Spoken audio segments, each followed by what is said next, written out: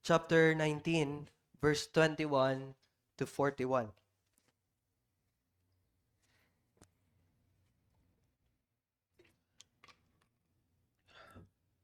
Acts 19, verse 21 to 41. So, bago po natin babasahin, let me say something no, patungkol po dito sa ating pong pag-aaral. Siguro narinig nyo na yung salitang passionate, no? Passionate. Alam niyo na yan? Okay? Ito ay normally or generally merong positive or magandang kahulugan. Tama? Sa katunayan, matutuwa tayo kapag tayo ay, or yung salitang iyon ay ginagamit bilang paglalarawan sa atin. Di po ba? No? At sa katunayan, hindi mahirap makita kung sa anong mga bagay tayo passionate. Di ba? May kita mo yan sa tao very easily. May iba sa atin ay passionate sa kanilang trabaho or sa kanilang pag-aaral. Kahit na may sakit na, no? Umuulan man or bumagyo man, walang reklamo. Pupunta tayo, makapasok lamang. Tama? May iba sa atin, handang gumasto ng malaki. Or kahit na malayo pa lang ay lubos na yung paghahanda, maka-attend lang po ng BTS concert no, next year. Di ba? May, tama ba? May iba sa atin, 2 to 3 a.m. natutulog, maka-level up lang sa laro, or lumevel up lang sa estado ng relasyon sa taong kachat natin, or mag-ensayo sa kung anumang gusto mong maging magaling. No, may iba din sa atin, kahit anong pagod na mula sa trabaho or pagod mula sa gawaing bahay, kahit umuulan, hindi yun iniinda, mapakain lang ang mga alagang hayop. Marami pa tayong pwedeng sabing halimbawa. Ngunit ang pinakapunto po ng pagbibigay ko ng mga halimbawang ito ay ang katotohanan na ang isang bagay na mahal natin o bagay na mahalaga sa atin ang siyang humuhubog sa kung ano ang ating mga ginagawa. Nakita niyo po yan? Ito ay tunay na makikita sa ating pamumuhay.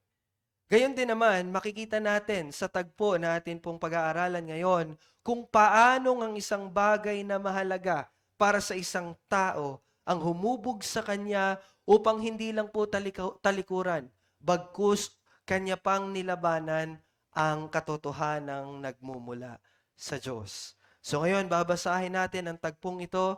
Atin pong buksan ang ating mga Biblia in the book of Acts, chapter 19, at tayo po ay magsitayo bilang pagbibigay pugay sa pagbabasa ng salita ng ating Panginoon. Basahin natin from verse 21 up to verse 41. Let us read. Pagkatapos mangyari ang mga bagay na ito, ipinasya ni Pablo sa Espiritu na dumaan sa Macedonia at sa Akaya at pumaroon sa Jerusalem na sinasabi, paggaling ko roon ay kinakailangang makita ko rin ang Roma. Isinugo niya sa Macedonia ang dalawa na naglilingkod sa kanya, sina Timoteo at Erasto, samantalang siya ay tumigil ng ilang panahon sa Asia. Nang panahong iyon ay nagkaroon ng malaking gulo tungkol sa daan, sapagkat may isang tao na ang pangalan ay Demetrio, isang panday pilak na gumagawa ng mga damba ng pilak ni Artemis, ay nagbibigay ng hindi maliit na pinagkakakitaan sa mga panday. Ang mga ito ay kanyang tinipon, pati ang mga manggagawa ng mga gayong hanapbuhay at sinabi, mga Ginoo, alam ninyo na mula sa gawaing ito ay mayroon tayong pakinabang. Inyo ring nakikita at naririnig na hindi lamang sa Efeso, kundi halos sa buong Asia, na ang Pablong ito ay nakaakit at naglayo ng napakaraming tao na sinasabing hindi mga Diyos ang ginawa ng mga kamay. At may panganib na hindi lamang mawala ng dangal ang hanapbuhay nating ito, kundi ang templo ng dakilang Diyosang si Artemis ay mawalan din ng halaga at siya ay maaari pang matanggalan sa kanyang kadakilaan. Siya na sinasamba ng buong Asia at ng sanlibutan. Nang marinig nila ito ay napuno sila ng galit at nagsigawan. Dakila si Artemis ng mga taga-Efeso. Napuno ng kaguluhan ng lungsod at sama-sama nilang nilusob ang tanghalan. at sinunggaban sina Gayo at Aristarco, mga taga-Macedonia na kasama ni Pablo sa paglalakbay. Nais si Pablo na pumunta sa mga tao, ngunit hindi siya pinayagan ng mga alagad. Maging ang ilan sa mga pinuno sa Asia na kanyang mga kaibigan ay nagpasugo sa kanya at siya ay pinakiusapang huwag mangahas sa tanghalan. Samantala, ang iba ay sumisigaw ng isang bagay at ang ilan ay iba naman sapagkat ang kapulungan ay nasa kaguluhan at hindi nalalaman ng karamihan kung bakit sila ay nagkakatipon. Ilan sa maraming tao ang nag-udyok kay Alejandro at pinapunta ng mga Hudyo sa unahan. At sumenya si Alejandro na nais niyang ipagtanggol ang sarili sa mga taong bayan. Ngunit nang makilalad nila na siya isang Hudyo, sa loob ng halos 2 oras, silang lahat ay nagsigawan na may isang tinig. Dakila si Artemis ng mga taga-Efeso. Nang mapatahimik na ng kalihim ng bayan ang maraming tao, ay kanyang sinabi, mga lalaking taga-Efeso, sino sa mga tao ang hindi nakakaalam na ang lungsod ng mga taga-Efeso ay tagapang-ingat ng templo ng dakilang Artemis at ang banal na batong nahulog mula sa langit? Yamang hindi maikakaila ang mga bagay na ito. Dapat kayong huminahon at huwag gumawa ng anumang bagay na padalos-dalos. Dinala ninyo rito ang mga taong ito na hindi mga magnanakaw sa templo ni mga lumalapastangan man sa ating Diyosa. Kaya't kung si Demetrio at ang mga panday na kasama niya ay mayroong reklamo laban sa kanino man, bukas sa mga hukuman at may mga prokonsul, hayaan ninyong doon magharap ng reklamo ang isa't isa. Ngunit kung may iba pang bagay kayong hinahangad, ito ay lulutasin sa karaniwang kapulungan. Sapagkat nanganganib tayong maparatangang nanggugulo sa araw na ito. Palibhas ay wala tayong maibibigay na dahilan upang bigyang katuwiran ng gulong ito. Nang masabi na niya ang mga bagay na ito, pinalis niya ang kapulungan. Tayo manalangin. Maraming salamat, O Diyos, sa pagkakataong ito at sa pangaral po ng iyong salita. Bigyan mo kami ng karunungan at kaunawaan sa mensahe na makita namin sa tagpong ito. Salamat o Diyos dahil ito ay iyong salita, ito ay aming pakikinggan sa biyaya mo at susundin sa biyaya mo. Para sa kalulatian mo o Diyos, ito aming panalangin. Amen. Tayo ba magsiyo po?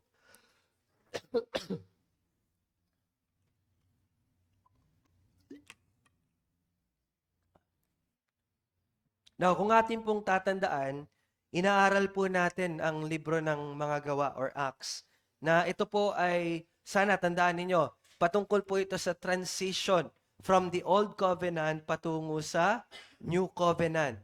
At dito rin po natin makikita na ang pagtatatag ng Panginoong Jesus sa kanyang iglesia. Nakita natin yung story na iyon. Kung paano din naging pundasyon ng mga apostol sa pagtatag ng iglesia. At kung ano ang mga nangyari na magbibigay ng kaalaman sa atin at mga principles na mapapakinabangan natin sa kasalukuyang panahon bilang kabilang sa nag-iisang iglesia ng Panginoong Hesukristo.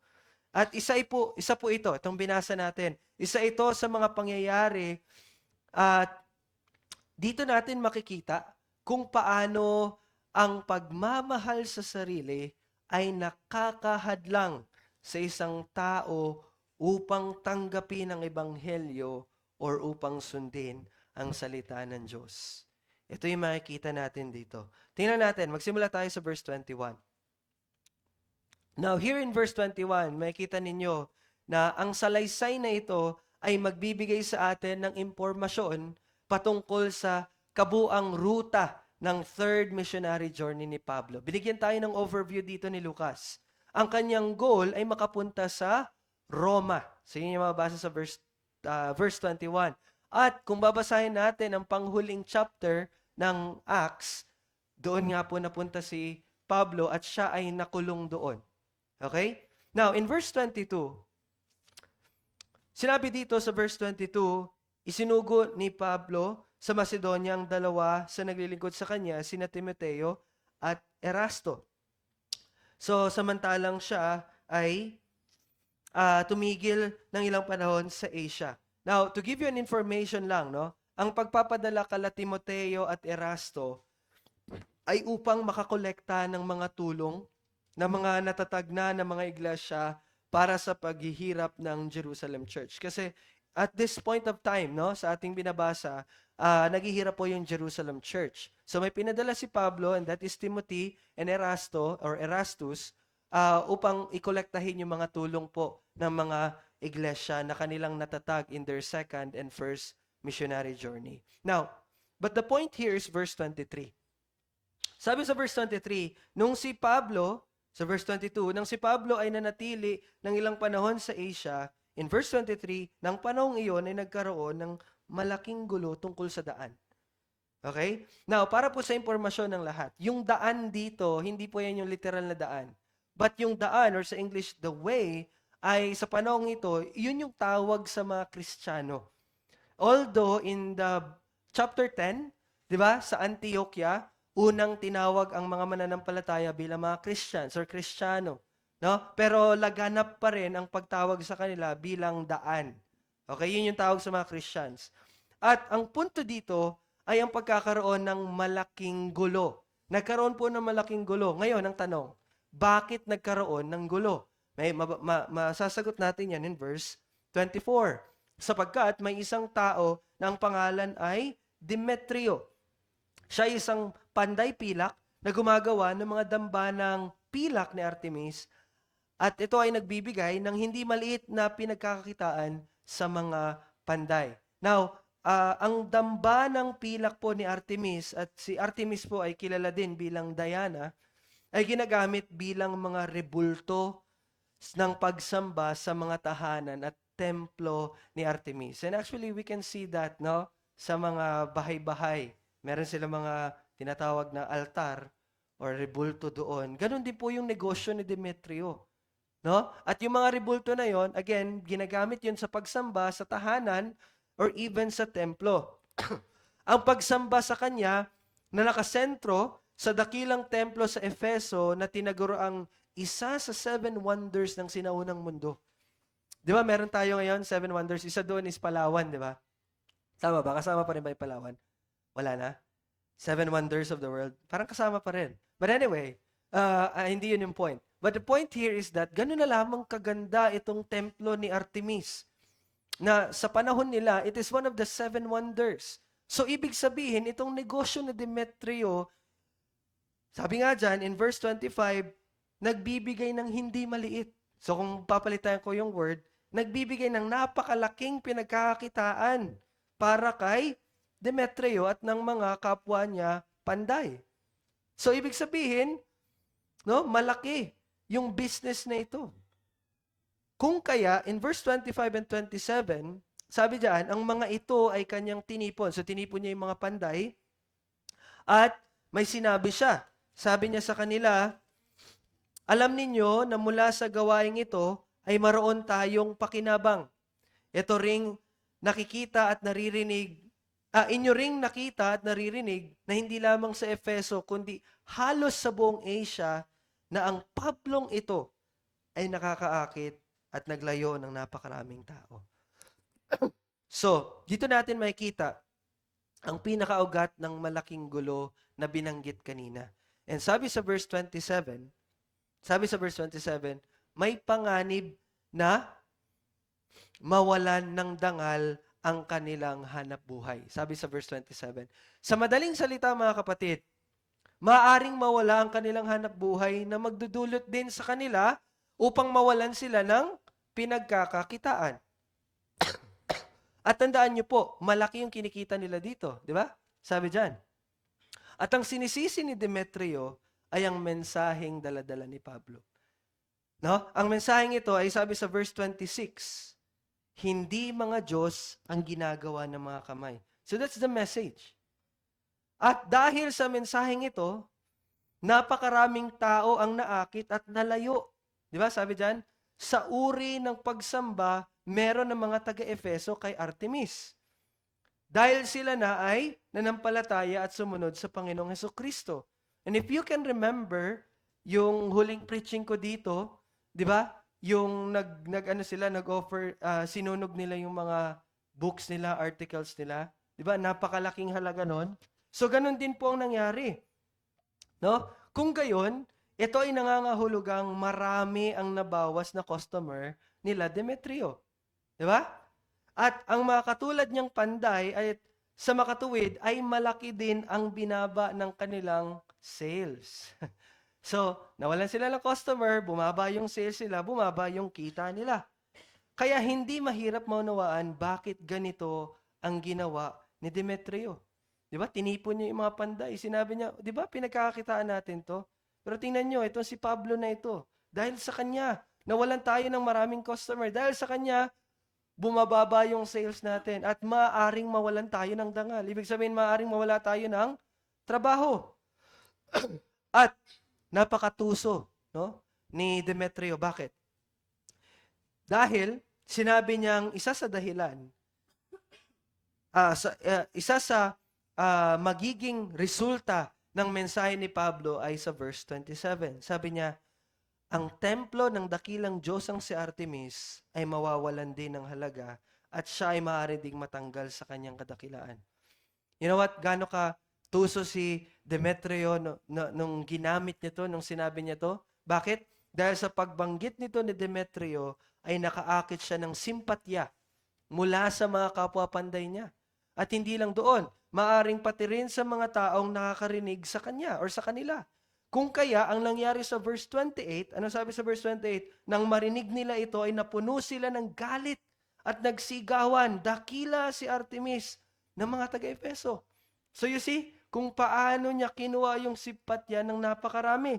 At ito ay nagresulta sa verse 29, na puno ng kaguluhan ng lungsod at sama-sama nilang nilusob ang tanghalan at sinunggaban sina Gayo at Aristarco ng mga taga Macedonia na kasama ni Pablo sa paglalakbay. No, para po sa kaalaman ng lahat, yung pinuntahan nila na tanghalan na nabanggit dito ay may kapasidad na 20,000 people. Sa kanila, napakalaki na yan. BTS, 50,000 yung ano, di ba? Sa kanila, 20,000 at this time. Sobrang laki na nito. No? So, ito ang nagpapakita sa atin na or nagpapaiwatig sa atin na marami ang tao na nagtipon-tipon dahil sa tagpong ito. Dagdag pa dyan, ang tanghalan na ito ay lugar din ng pagtitipon para sa mga regular na pagpupulong, no? Kumbaga, yung pagpupulong sa lungsod nila. And maaring dinala nila si Gayo at Aristarco upang maging daan na makuha din nila si Pablo at malitis. At ito po ang malaking kaguluhan na binanggit kanina. So, ito yon. So, ngayon, napakita ko na sa inyo yung picture niyan. Now, kung ating ipagpapatuloy in verse 30 to 31, hindi ko na babasahin, but dito may kita natin na nais ni Pablo na pumunta. Tama? Pero may mga humadlang sa kanya. No? Ito ay nagpapahiwatig sa atin kung gaano kadelikado ang nangyayari dito, kaya gano'n na lamang ang pagpigil ng mga mananampalataya. Even yung mga hindi mananampalataya pero kaibigan ni Pablo na mga pinuno sa Asia, pinigilan siya. So I want you to imagine how dangerous itong tagpo dito ngayon. And in verse 32 to 33, binanggit dyan yung isang Hudyo na ang pangalan ay Alejandro. No? Hindi malinaw kung sino si Alejandro. Wala tayong impormasyon dyan. Ngunit malinaw na siya ay isang Hudyo. Now, maraming scholar ang nagsabi na siya ay nagnais na magsalita upang ipagbigay linaw na si Pablo, bagaman si Pablo ay Hudyo, ay may ibang paniniwala sa kanila ng mga Hudyo. Judaism nga ang ano nila, di ba?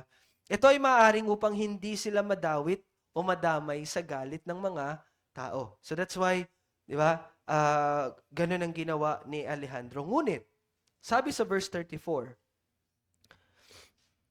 nang makilala nila na sila isang Hudyo, anong ginawa nila? Sa loob ng halos 2 oras, sisigaw sila. Na? So bakit ganito? Ito ay marahil dahil alam nila na ang mga Hudyo ay naniniwala din na nag-iisa lamang ang Diyos. So ano pa rin yon? Opposite pa rin sa kanilang paniniwala. At makikita nyo dito kung gaano sila ka-passionate. Sino may kaya dito magsisigaw for 2 hours? No? Dakila si ano. Kaya niyo ba yon?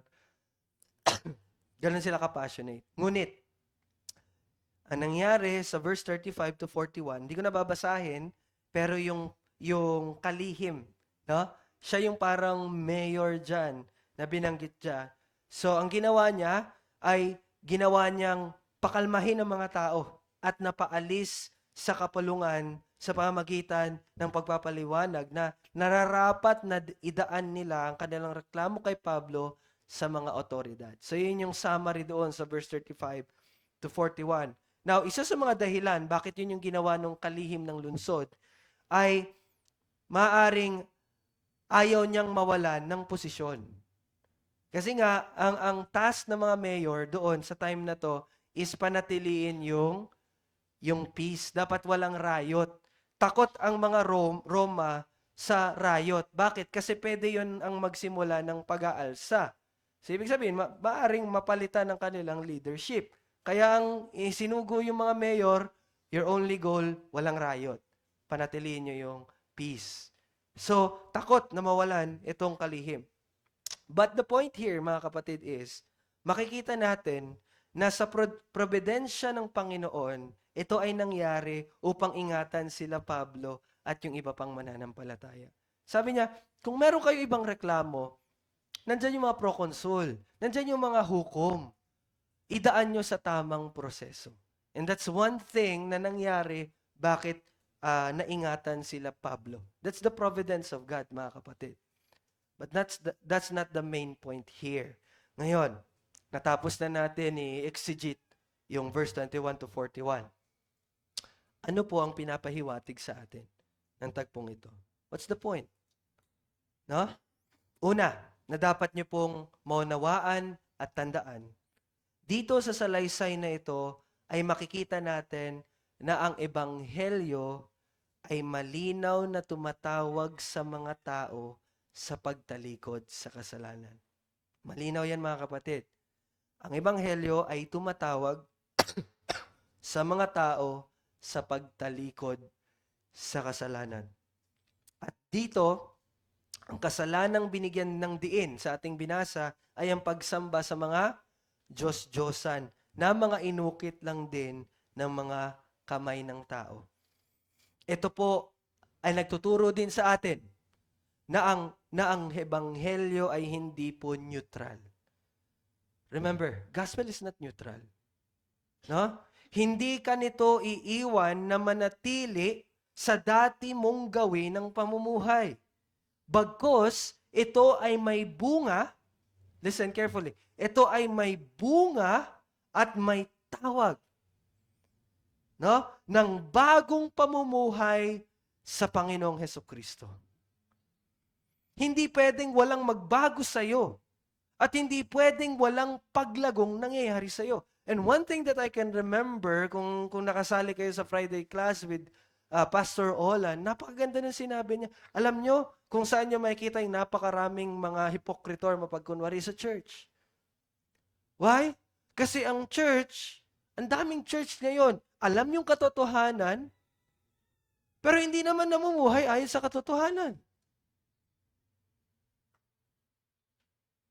Pero sa session, no, last Friday, ang punto doon is that ang salita ng Diyos, ang pagliligtas ng Diyos ay nandiyan para sa bagong pamumuhay. That's the goal of the gospel. At dahil dito, balik tayo, sa pagpapatuloy na paglaganap ng ebanghelyo, marami din po ang masasagasaan. No? Marami ang magbabago at maaring makaapekto sa pangkabuhayan ng mga tao. At even sa kabuuan, sa buhay ng tao. Sa makatuwid, ito ay mag-iiwan sa mga tao sa pagpili sa dalawang options. Ang isang tao, may dalawa lamang siyang option. It's either you receive or you reject. Pagtanggap o pagtanggi. There's no neutral ground. Walang or. At sa tagpong ito, malinaw po ang pinapakita sa atin. At ito po ang mensahe din sa atin sa umagang ito. This is the message. Ang pagmamahal sa sarili ang humahadlang sa tunay na pagpapasakop sa Ebanghelyo at sa salita ng Diyos. Ulitin ko po, ang pagmamahal sa sarili ang humahadlang sa tunay na pagpapasakop sa Ebanghelyo at sa salita ng Diyos. Nais ko pong makita ninyo mga kapatid, na bagaman sa unang tingin, no, ng pagbabasa natin, ang kasalanang tinutukoy dito ay ang pagsamba sa mga inukit. Yes, yun po yung una nating makikita.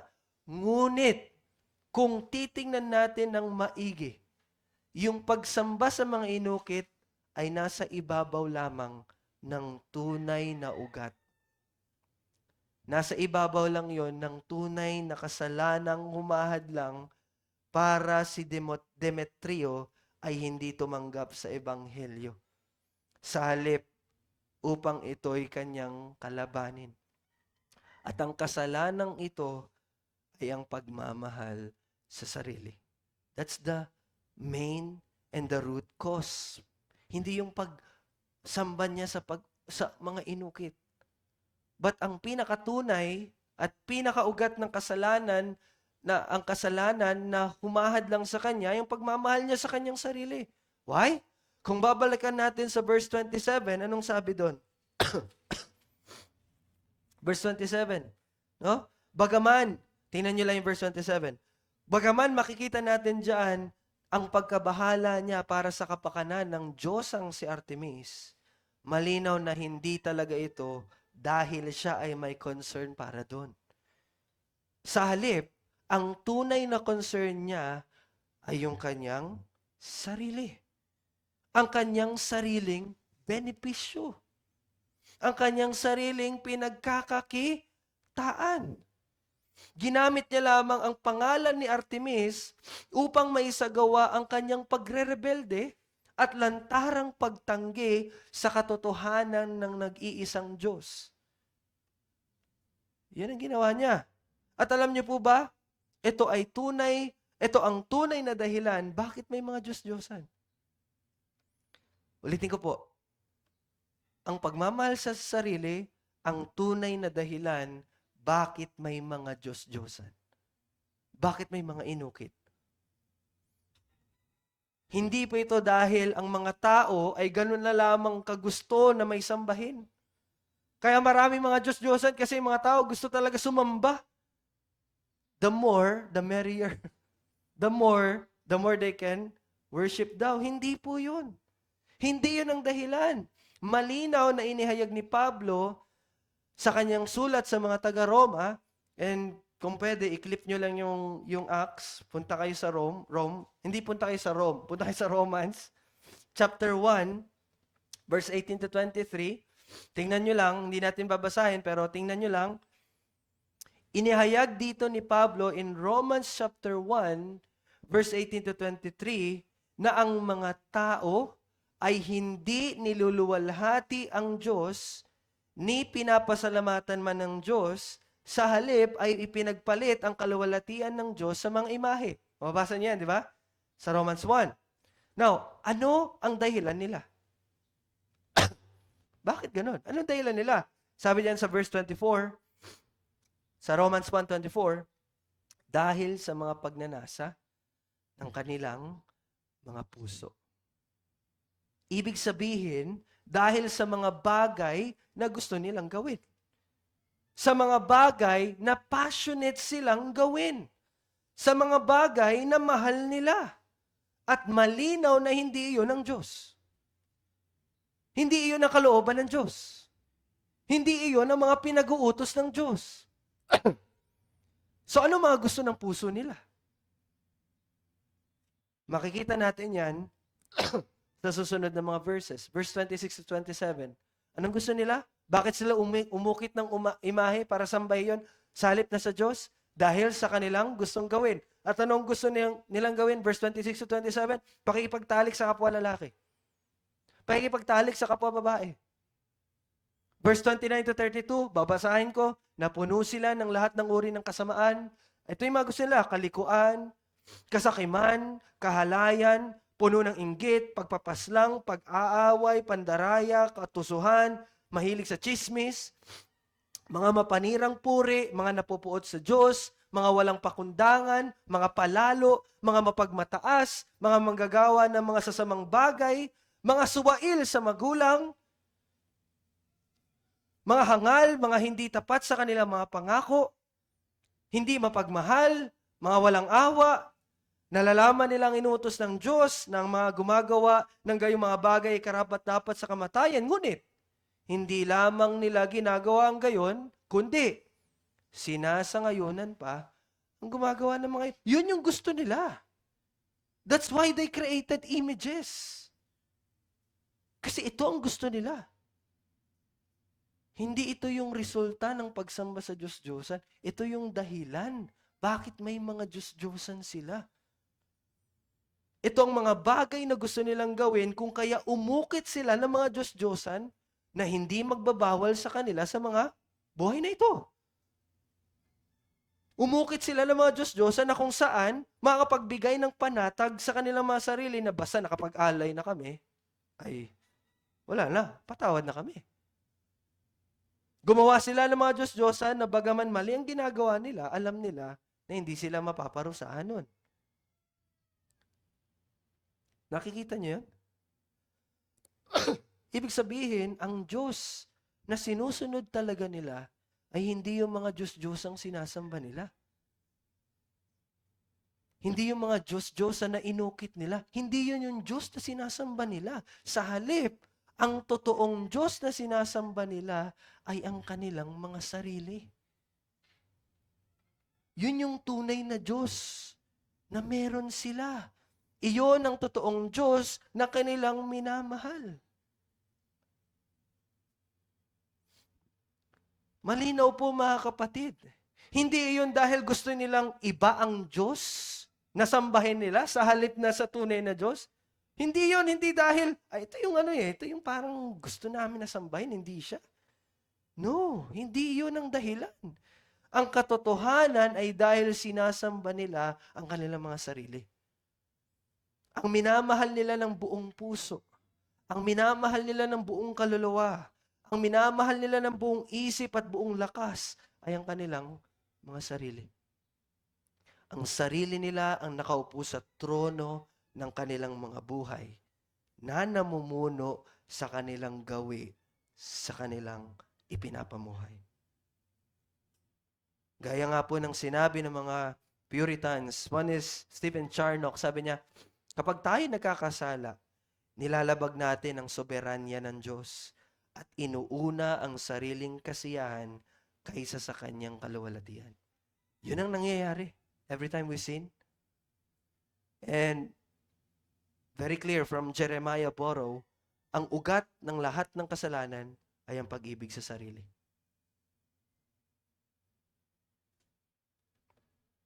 Ito ang dahilan kung bakit marami ang tumatanggi sa pagsunod sa utos ng Diyos na maniwala sa kanyang pinadala, ang kanyang tanging anak na ang Panginoong Jesucristo. At bakit ayaw nilang gawin ito? Bakit ayaw nilang manampalataya, magpasakop sa Panginoong Hesus? Dahil alam nila na iyon ay nangangahulugang pagtalikod sa mga bagay na in-enjoy nila. I have met so many people. Ayoko dyan. Mawawalan ako ng freedom. Alam nila na iyon ay nangangahulugang pagtalikod sa mga kasalanang mahal nila. Pero alam niyo po ba mga kapatid, ito rin at ito pa rin ang dahilan kung bakit kahit ang mga mananampalataya, katulad ninyo, katulad natin, ay nauhulog pa rin sa mga kasalanan. Palagi nating naririnig na ang isang mananampalataya ay nagkakasala dahil bagaman wala na ang kapangyarihan ng kasalanan, hindi na siya naghahari sa atin, at bagaman wala na yung kabayaran ng kasalanan, hindi na tayo mamamatay spiritually, pero nasa presensya pa rin tayo ng kasalanan. Lagi natin yung naririnig. Tama po ba? Oo. Mga kapatid, ito ay totoo. Totoo yun. Kung kaya, hindi ibig sabihin na tayo ay mananampalataya na, hindi na tayo magkakasala. Okay? Malinaw yan. Malinaw na katotohanan yan. Kahit mananampalataya ka na, magkakasala ka pa rin. Magkakasala pa rin tayo. Totoo yun at iyon din ang sabi ng Biblia. Ngunit, listen, huwag tayong magpalinlang na ang kalagayan natin na ito, na nasa presensya pa tayo ng kasalanan, ay nangangahulugang mahina tayo. Huwag kayong papalinlang doon. Nasa presensya pa ako ng kasalanan, kaya mahina ako, kaya may pagkakataong gumagawa ako ng kasalanan. Mga kapatid, kapag sinasabi natin ito, na dahil tayo ay mahina, kasi nga, ang presensya ng kasalanan ay nasa sa atin pa, kaya tayo nagkakasala. Kapag ganito ang ating sinasabi, inaalis natin ang tungkulin natin na alamin kung ano ang tama at mali. Yun ang ibig kahulugan nun. Inaalis natin ang tungkulin natin na alamin kung ano ang tama at mali. Pati na rin ang pananagutan natin sa ating mga maling ginagawa. Kapag ganun sinasabi natin, we are freeing ourselves, no? Mula sa pananagutan natin whenever we commit sin. Sa madaling salita, ipinapahiwatig nito na hindi na mananagot ang isang tao sa kanyang ginawa. Kahit pamali ang kanyang mga kilos. Kasi nga, mahina ako eh. Nasa presensya pa ako ng kasalanan eh. At malinaw na hindi po ganito ang turo ng Biblia. Ang biyaya ng Diyos na ipinagkaloob sa atin na hindi nangangahulugang wala na tayong pananagutan kung tayo man ay gumagawa ng kasalanan. Still, may pananagutan tayo.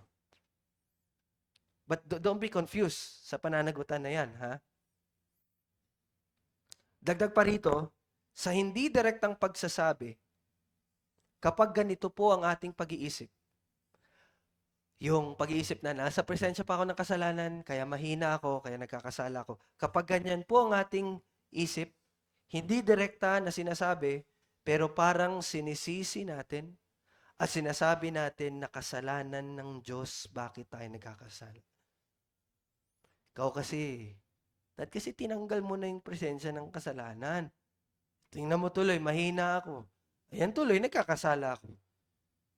Indirectly, pero ganyan ang ating sinasabi. No? Mga kapatid, ang ganitong pag-iisip ay katulad ng pag-ukit ng Diyos-Diyosan. Kinukubli natin ang tunay na dahilan bakit tayo nagkakasala. Sa anyo ng pag-iisip na mahina kasi ako. Kasi nasa presensya pa ako ng kasalanan. O sa mas sikat na kasabihan, ganun talaga. Tao lang. Pasensya na. Tao lang. Mga kapatid, hindi po iyon ang dahilan bakit nagkakasala ka. Ulitin ko, hindi iyon ang dahilan bakit gumagawa ka ng kasalanan. Hindi dahil nasa presensya ka ng kasalanan.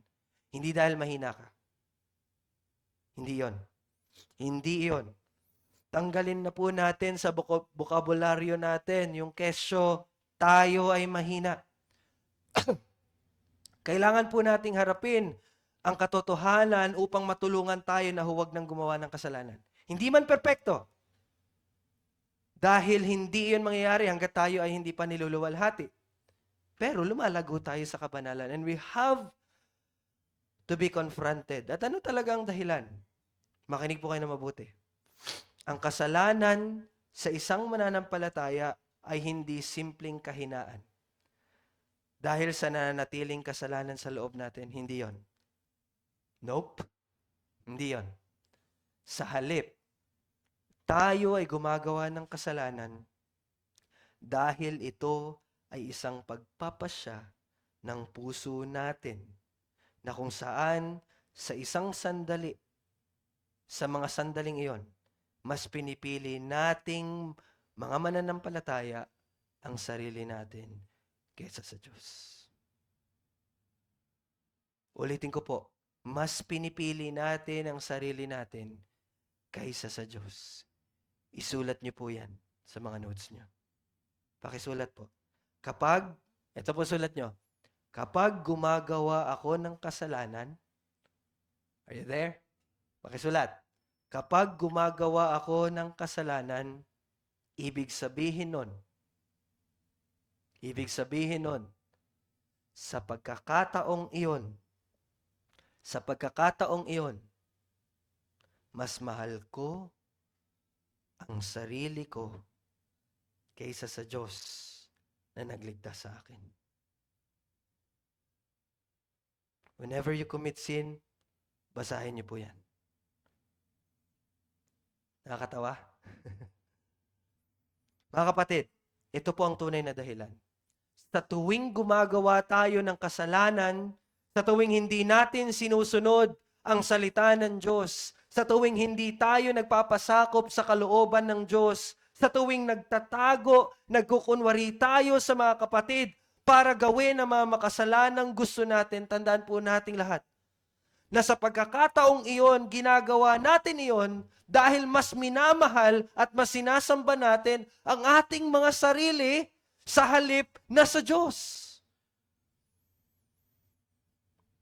Wala nang ibang dahilan. Hindi yun dahil wala kang choice, kaya nagawa mo yung bagay na yun. Hindi yun dahil wala kang magawa, dahil na-pressure ka sa mga tao, sa paligid mo, or sa sitwasyon na meron ka.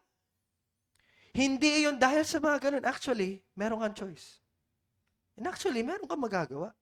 At alam mo ano yung pinili mo? At alam mo ano yung ginawa mo? Yun na yung sundin ng sarili mo. At iyan ang dapat na tuwirang magtama sa lahat sa atin sa pagkakataong ito. Tandaan niyo po, ang pagmamahal sa sarili ang umahad lang sa tunay na pagpapasakop sa Ebanghelyo at sa salita ng Diyos. Wala nang ibang dahilan. The greatest idol is not BTS. It is yourself. At kailangan nating harapin ang katotohanan iyon. Huwag na tayong magdahilan ng kung ano-ano pa. Kuya, pasensya na kasi. Ikaw agad yun. Ngayon mga kapatid, sa huling parte, huwag tayong huminto dito. Kailangan nating itanong, anong lunas para dito? No? Ano dapat nating gawin? Siguro, dali-dali nating sasabihin, alam ko kuya, mahalin natin ang Diyos ng buong puso, kaluluwa, isip at lakas. Tama ba? Yung ba naisip natin? Tama naman yun. Walang mali doon. Pero, actually, ito po ay bunga ng lunas. Hindi yun lunas, but bunga yun ng lunas. Yung pagmamahal mo sa Diyos ng buong puso, kaluluwa, isip at lakas, bunga yun ng lunas. Hindi ito mismo ang lunas. But ito yung mangyayari kapag nasa sa atin yung lunas sa kasalanan ng pagmamahal natin sa ating mga sarili. At nakakamangha, no? Sa biyaya ng Diyos at sa providensya ng Diyos, habang inihanda ko po yung sermon na ito, hindi ko maiwasang palaging maisip yung talinghaga patungkol sa nakatagong kayamanan na mababasa natin sa Matthew 13:44. Iwan nyo na yung Romans. Punta tayo kay Matthew. Matthew 13:44. Matthew chapter 13, verse 44. Matthew 13. Mateo, New Testament, chapter 13, verse 44. Nakakamangha po dahil sa iisang verse na ito, ulitin ko po, sa iisang talata na ito, makikita natin ang lunas para sa makasalanang pagmamahal sa ating mga sarili. Nandito yung lunas, mga kapatid. Basahin natin, verse 44. Ang kaharian ng langit ay tulad sa nakatagong kayamanan sa isang bukid na natagpuan ng isang tao at tinabunan niya ito. Sa kanyang kagalakan ay umalis siya at ipinagbili ang lahat ng kanyang ari-arian at binili ang bukid na iyon. Ayun na po ang lunas. Benta niyo po yung bukid niyo. Na ano po ang nangyari dito? Pakinggan niyo po na mabuti. Ang lalaki sa talanghagang ito ay ipinagbili ang lahat ng kanyang ari-arian, hindi dahil inutusan siyang gawin ito. Walang utos. Wala nagutos sa kanya? Wala po yon. Hindi po yon binanggit. Sa halip, binenta niya ang lahat ng kanyang ari-arian dahil, listen, nakatagpo siya ng isang bagay na walang kapantay ang halaga sa kung ano ang meron siya. Ano natagpuan niya? Natagpuan niya ang isang bagay na walang kapantay ang halaga kesa sa kung ano ang meron siya. Ulitin ko po mga kapatid, nawa ay manatili ito sa inyong mga puso at isipan. Nakatagpo siya ng isang bagay na walang kapantay ang halaga kumpara sa kung ano ang meron siya. Mga kapatid, ganito po tunay na pagtatanggupayan ang makasalanang pag-ibig sa sarili. Bakit? Dahil nagahari ang pag-ibig sa sarili kapag ang sarili ang ating kayamanan. Ngunit namamatay ito kapag si Kristo ang naging ating kayamanan. At kung papansinin ng maigi, di ba sabi dyan, surrender, no? Hindi po talaga nawalan ng lahat ang lalaki. Di ba binenta niya yung lahat na meron siya? Kung papansinin nyo ng maigi, hindi siya nawalan ng lahat ng meron siya. Kasi ito po talaga lagi yung tinuturo kapag ginagamit yung verse na ito. I remember, no, when I was in my previous church, kapag may kasalanan yung Bible study, yung disipulo ko kuno, ito agad sabi ko, surrender na yan. Di ba? Yan agi eh. Surrender, tanggalin mo yan. No? Kaya tuloy, ang maisip natin, ay sobra naman ito. Di ba? Kapag binabase natin, ganito talaga. Ibibigay mo talaga lahat. Surrender mo talaga lahat. Ito yung usual na katuruan dito. Tama? Kapag binasa nyo yan, hirap pala maging Kristiyano. You have to surrender everything. Di ba? Kapag narinig natin yung salitang surrender, wala na. No? Nangangatog na tayo. Hirap naman maging Kristiyano. And that's the wrong exegesis. That's the wrong understanding of that verse. Pero kung atin po talaga itong pakikinggan na maigi, mga kapatid, sa halip po na nawalan siya, listen carefully, sa halip na nawalan siya, ang nangyari po talaga is, ipinagpalit niya ang lahat ng meron siya para sa isang bagay na mas higit na dakila at mas mahigit pa na halaga. Narinig niyo po yan?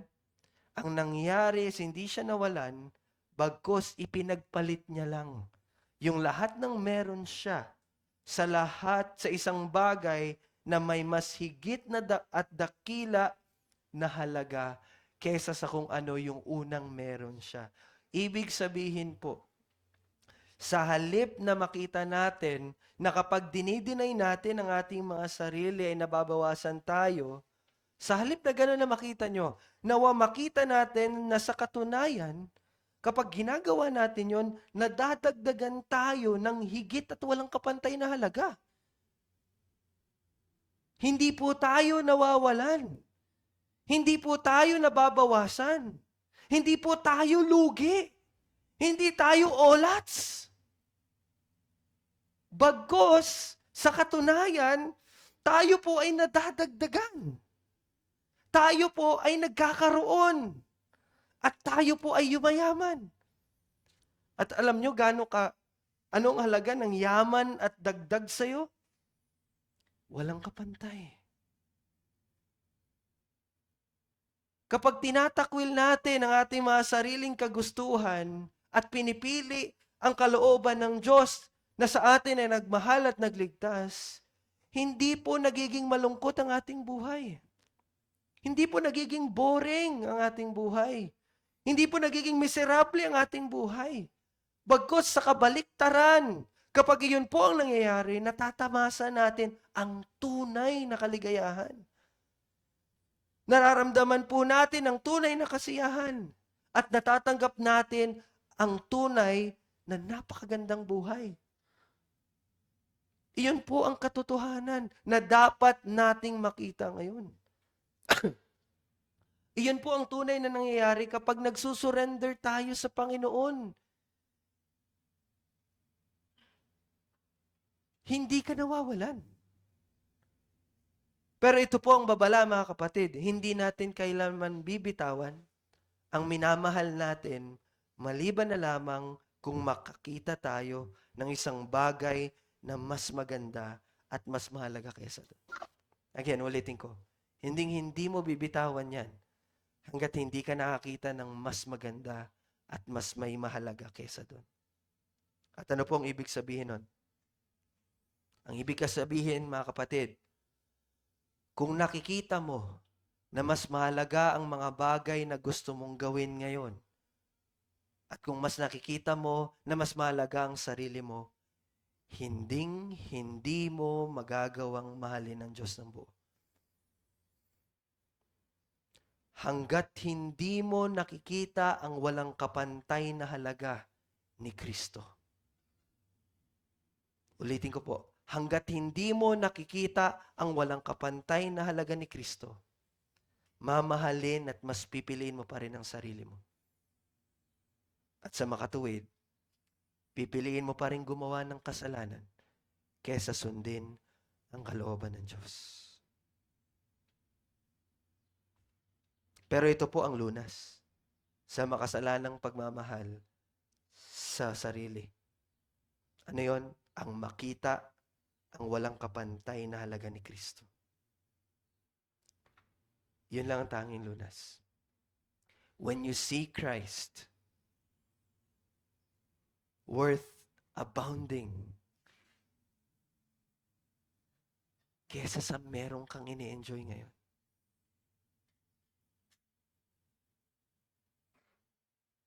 Iiwan mo yun. But unless, kapag hindi mo makita yun, mananatili ka sa sarili mong gawin.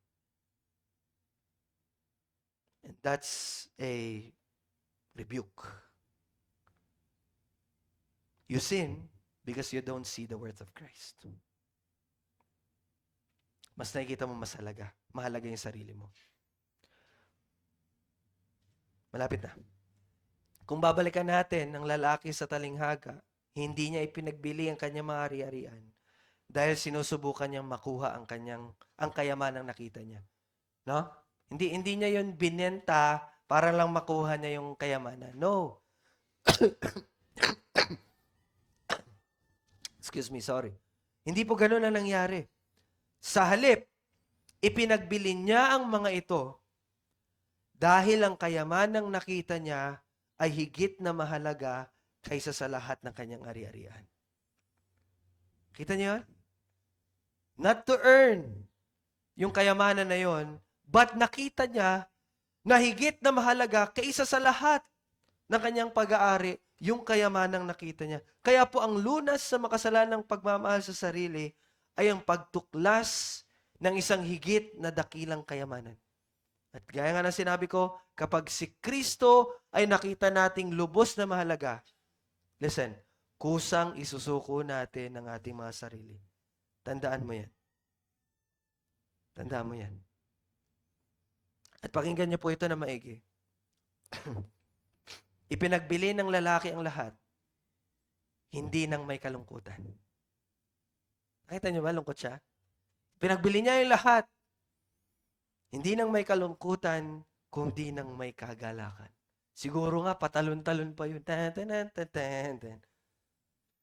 At ganito rin ang bawat tunay na Kristiyano. Ito ang tunay na pag-surrender sa sarili, ng sarili. Hindi puno ng kalungkutan.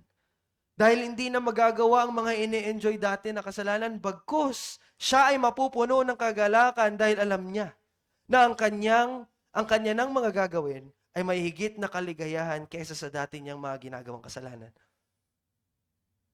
Yun yung totoong pag-surrender. Kapag sinurrender mo yon, hindi nang may kalungkutan. Sino dito yung naka-experience na nag-surrender pero sakit? Hirap. Nangyayari lang yan kasi peke yung pag-surrender. True surrender is that you see the worth of Christ. Kaya kapag nag-surrender ka, you're so happy. Yes, hindi ko nagagawin tong kasalanan to. Hindi yung, hindi ko na magagawa. pero di ka balaan ang buhi niya eh. Di na ganon. Di ganon. Kaya yung pag-aaral nyo ng salita, pagpamanalangin nyo, it will not be a burden. Sa halip na maisip, ang dami naman pinapagawa sa amin. Bible reading pa, may devotional pa, may Friday class pa, may family worship pa, mayroon. Tapos Lord's Day, 10 a.m. to 4 p.m. pa, may evangelism pa. Ay, sus! You know what? You will not have that kind of response if you see the Word of Christ. Namamatay ang pag-ibig sa sarili kapag si Kristo ang naging ating kayamanan. At nagiging ating kayamanan si Kristo kapag nakita natin siya na may higit na halaga kaysa sa ating sarili. At nangyayari lamang ito kapag binubuksan ng Diyos ang ating mga mata upang makita ang kaluwalhatian ni Kristo. Ibig sabihin, it is not by your strength, but it is by the grace of God na mangyayari yon. Kaya ang Lunas na ito ay biyaya lang din po ng Diyos. Kala nyo sa atin na, no. Still, it's the grace of God. Kaya, kailangan natin itong hingin sa pamagitan ng pananalangin at pagtingin kay Kristo sa kanyang salita. Mga kapatid, sa pagtatapos, totoo po na ang Ebanghelyo ay tiyak na magdudulot ng pagbabago dahil ito ang tawag at bunga nito. At marami ang tumatanggi sa Ebanghelyo dahil ang pagmamahal sa sarili ang humahadlang sa kanila sa tunay na pagpapasakop dito at sa salita ng Diyos. At ang lunas nito ay makita na si Kristo ay may lubos, higit at hindi mapapantayang halaga kaysa sa sarili at sa sariling kagustuhan. At tanging sa biyaya lamang ng Diyos makikita ng isang tao ang ganitong katotohanan. So here's the challenge. Para sa mga hindi pa nananampalataya sa Panginoong Hesukristo, hayaan mo bang manatili sa iyong pagmamahal sa sarili at patuloy na tanggihan ang magandang balita ng pagliligtas ng Diyos sa pamagitan ng Panginoong Hesukristo? Will you remain on that? At para naman sa iyo na nananampalataya na, sa lahat ng aspeto ng iyong buhay, ano sa mga ito ang mas minamahal mo ang iyong sarili kaysa sa Diyos? At nakita mo ba ngayon ang higit na halaga ng Panginoong Hesukristo? Kung nakita mo, anong gagawin mo ngayon? Mga kapatid, ito po ang salita ng Diyos. Tumugon tayo ng naayon sa kanyang kalooban. Let us pray. Our Father in heaven, we thank you for your word of how the gospel really calls people to repent and to believe in the Lord Jesus Christ. At tunay na ang pagmamahal sa sarili ang nagiging hadlang nito. Maraming salamat din, Panginoon, sa pagbibigay sa amin ng rebuke at pagtuturo sa amin na kami din bilang mananampalataya, ang pagmamahal sa sarili ang nagiging hadlang upang patuloy na magpasakop sa iyong salita. But thank you, Lord, for giving us the solution. And that is to see Christ worth na incomparable at hindi may mapapantayan sa kung ano man ang meron kami. And yun ay may kita lamang namin sa pamagitan ng biyaya mo. And so we are asking, Lord, for your grace. May each one see the true worth of the Lord Jesus Christ. And so love you with all our heart, soul, mind, and strength. In Christ's name, amen.